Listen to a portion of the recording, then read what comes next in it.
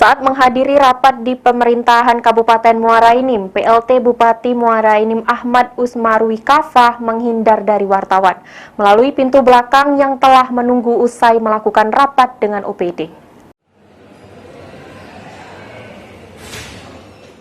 Pada hari Jumat kemarin, PLT Bupati Muara Enim Ahmad Usmarwi Kafah menghadiri rapat staf pemerintah Kabupaten Muara Enim di ruang rapat Pangripta Nusantara Bapeda Muara Enim. Namun sayangnya PLT Bupati Muara Enim Ahmad Usmarwi Kafah yang menghadiri rapat yang digelar secara tertutup ini menghindari awak media yang telah menunggu saat rapat berlangsung.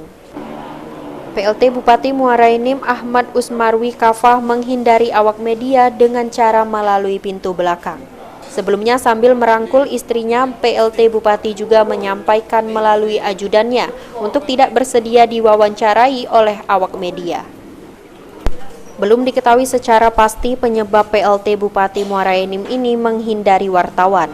Diduga ada kaitannya atas viralnya akun sosial media yang mengunggah foto mesranya dengan wanita cantik berkerudung dan adanya isu video syur. Hingga saat ini awak media belum bisa mendapatkan keterangan resmi baik dari PLT Bupati langsung ataupun dari pihak yang terkait. Mardiansyah, PAL TV.